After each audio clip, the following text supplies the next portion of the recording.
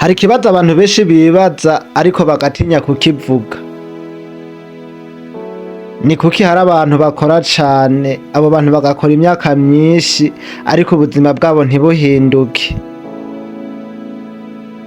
Abo bantu uzosanga bakora buri musi, ukazosanga baragwana n'iterambere buri musi, ukazosanga abo bantu baragerageza buri kintu cose ariko ukazosanga vyarase, ukazosanga inzozi zabo ziguma ari inzozi gusa.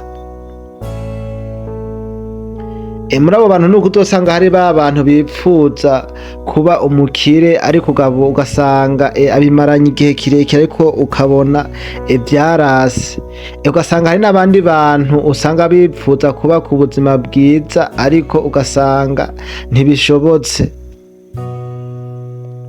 Mbere wanashaka hari n'abandi baba bipfuza guhindura ubuzima bwabo, hakaba n'abandi baba bipfuza guhindura umuryango wabo ariko ugasanga vyarase, bakagerageza uko bashoboye kose ariko bikanka.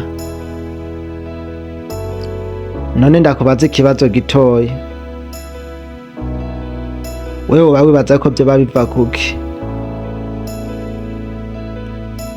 Akenshi kudatera imbere si amahirwe make kandi si nuko ari ubukene bw'amafaranga, ahubwo akenshi nuko hari ibintu dukora buri musi, ivyo bintu tukabikora tutabizi, vya bintu twakora tutazi bigatuma inzozi zacu zitigera ziba ukuri. Rero muri iki kiganiro ukuri ku mafaranga ndaza kukwereka ibintu bitandatu bikomeye cane. Ibi bintu bituma abantu benshi batigera bashika ku nzozi zabo, kandi ikibabaje nuko abantu benshi ntibabizi ko arivyo bintu biguma bibasubiza inyuma.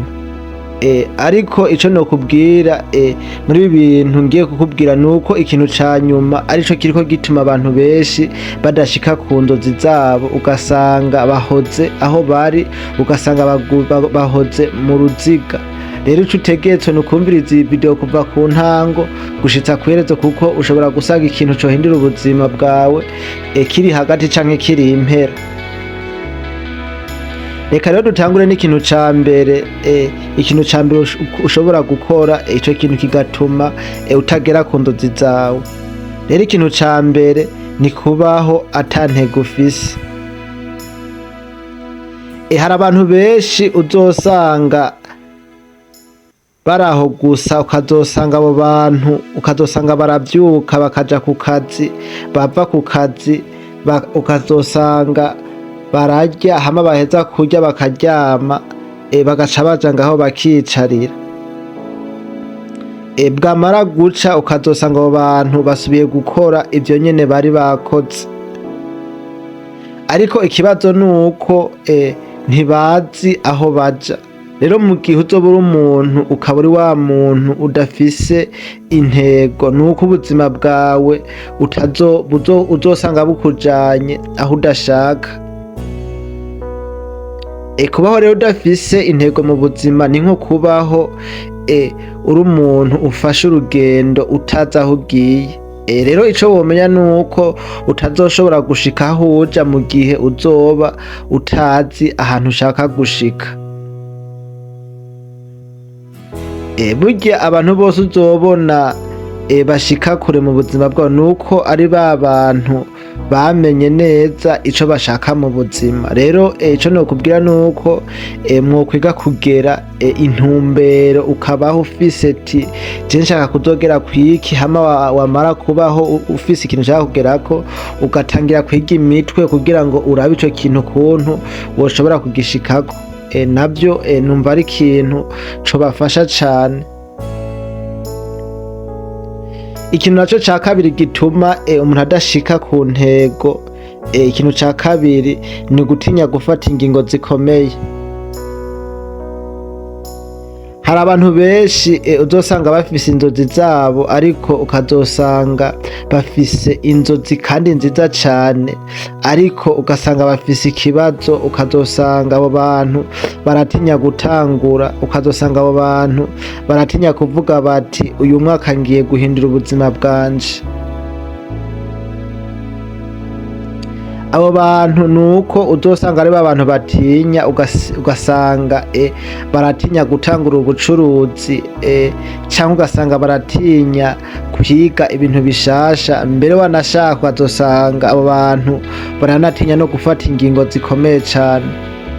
Ariko ukuri nuko ubuzima buhinduka mu gihe uri wa muntu ufashe ingingo, niho ubuzima bwawe bushobora guhinduka. Rero mu gihe utabaye wa muntu ngo wifatire ingingo uvuge ati reka mpindutse, nuko uzosanga ugumye aho uri, utazova aho uri, uzorinda upfa canke urinde usaza uri umukene. Rero mwige gufata ingingo zikomeye, nubwo wowe ubona ari ikintu coba gikomeye, ugifate kuko abandi nibo bavuze ngo kino risike riye nariye. Rero mu gihe uzoba utafashe risike nuko ataterambere uzokwigera ubona.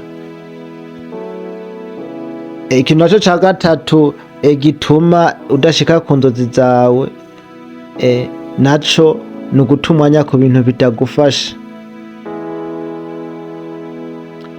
Burya guta umwanya ku bintu ubona ataco bigufasha, burya uyu ni umwasi akomeye cane w'inzozi zawe, kuko uzosanga abantu benshi, ugasanga abo bantu bamara amasaha menshi, ariko ayo masaha ugasanga apfuye ubusa kuko bayamaze ku bintu ata kintu na kimwe gishobora kubinjiriza. Uzosanga mwene abo bantu ari abantu bakunda kureba ibintu bidafise akamaro, ugasanga abo bantu bakunda kuvuga amazimwe, namba bicaye ahantu ukazosanga nta kintu c'umugambi bariko baravuga, ahubwo ugasanga bariko baravuga umuntu, ugasanga bicaye ku muntu.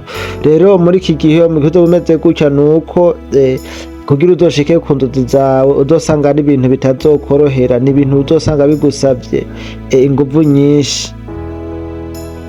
Hari n'abandi uzoshobora gusanga abo bantu ugasanga birirwa ku matelefone atakamaro bibafite, ugasanga yiriwe nko ku magemu, ugasanga agiye kurenga yacotse kandi ata kintu na kimwe yigeze akora camwinjiriza.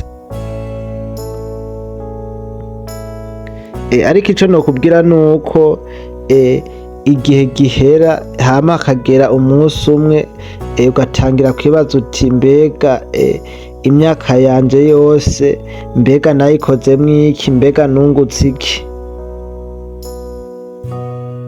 Ikintu rero nokubwira nuko abantu bose ubona bashaka kugera ku nzozi zabo, nuko ari ba bantu barinda hama bagafata umwanya bakinjira mu kintu bakiga kucisanisha naco. Rero nawe niwaba uri wa muntu guma wicariye ahantu, ukaba ari wa muntu utinya gufata umwanya ku bintu bitagufasha, nyamba wowe uzi yuko wowe uta umwanya ku bintu bitagufasha, nuko kugira ngo uzoshike ku iterambere ryawe uzosanga ari ibintu bizokugora cane.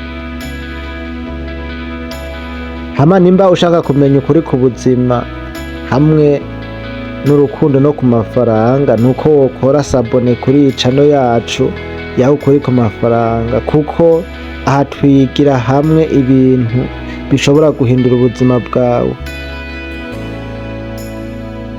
Nondeka tubandanye n'ikintu ca kane gituma udashika ku nzozi zawe. Rero ikintu ca kane ni ukugenda n'abantu bagusubiza inyuma. Nuko hari ijambo rivuga ngo abantu batanu mugendana cane nibo bahindura ubuzima bwawe.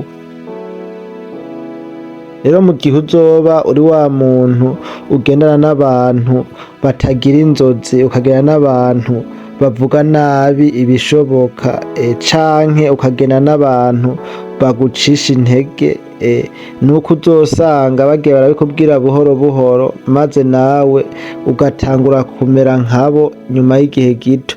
Ariko mu gihe uzoba uri wa muntu ugendana n'abantu batekereza kure, ukazogera na ba bantu bakora cane, ukagendana n'abantu bakunda gutera imbere, nuko nawe utangura guhinduka.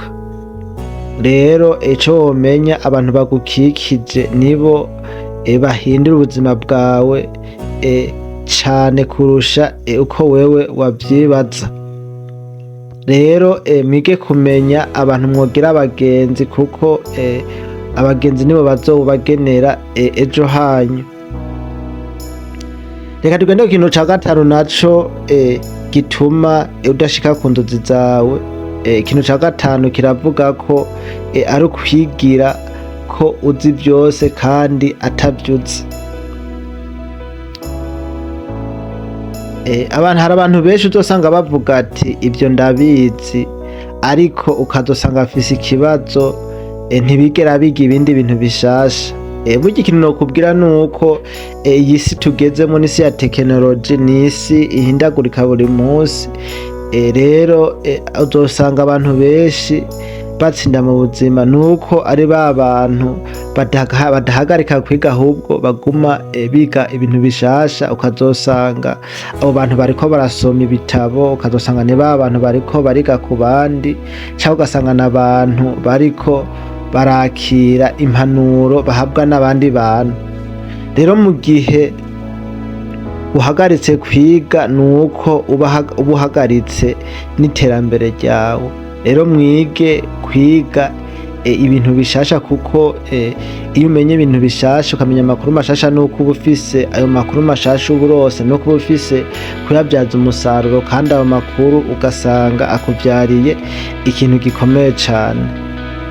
Reka rero tugende ku kintu naco ca gatandatu gituma udashika ku nzozi zawe. Ikintu ca gatandatu kiravuga ko ari ukwihebura vuba. Burya iki nico gituma abantu benshi batagera ku nzozi zabo. Uzosanga ari ba bantu bagerageza rimwe bikanga, bakongera bakagerageza irya kabiri bikanka, maze abantu bagahita bavuga bati ivyo si ivyanje. Ariko ukuri nokubwira nuko abantu batsinda baratsindwa inshuro nyinshi mbere yo gutsinda. Rero itandukaniro rihari nuko abo bantu batsinda ni ba bantu badacika intege. Rero ico nokubwira nuko mwokwiga kwiga kutihebura vuba, mukiga kwiremamwo imbaraga n'ivyo bintu bishobora kuba vyobavyarira umusaruro. Kuko mu gihe uzoba uri wa muntu ugiye mu kintu utisizemwo imbaraga, nuko ico kintu niwagera hagati uzosanga uzobona kigiye kuyumba ugahita ukivamwo. Kandi nababwiye ko mu gihe uri mu kintu ukabona ico kintu kigiye kwanka, nuko ico kintu kiba kiri hafi kurangira. Rero ico nababwira nuko mwokwiga kumenya kwirinda kwihebura vuba. Hama nkuko twabibonye, twabonye ibintu bitandatu, ibintu bituma utagera ku ntego zawe. Ikintu ca mbere ni kubaho ata ntego. Ikintu naco ca kabiri ikintu naco ca kabiri twabonye yuko ari ugufata ingingo. Ica gatatu naco akaba ari guta umwanya. Ica kane naco akaba ari kugendana n'abantu babi. Ica gatanu naco akaba ari kwigira ko uzi ibintu vyose. Nayo ikintu ca gatandatu arico twasozeje ko twabonye yuko ari ukwihebura vuba. Ariko ikibazo gikomeye nuko wogenda uvuze muri ibi bintu bitandatu ikintu ubona uba umaze guhura naco mu buzima bwawe. Rero ico womenya nuko rimwe na rimwe ikintu kimwe gusa gishobora gutuma ubuzima bwawe budatera imbere. Ariko inkuru nziza niyi, iyo umuntu abimenye ashobora kubihindura hakiri kare. hama nimba wowe ushaka kumenya ukuri ku buzima hamwe n'ukuri ku rukundo n'ukuri ku mafaranga, nuko ukora sabone kuri iyi channel yacu ukuri ku mafaranga, kandi ukande na notification kugira ngo ntuzosubire kuhiga ibiganiro bishobora guhindura ubuzima bwawe ngo usange urabibutse. Hamagazi tukaba tuzosubira kubonana mu yindi video ikomeye cyane. Je naje twaganira ni Ntama Pascal. Ciao ciao.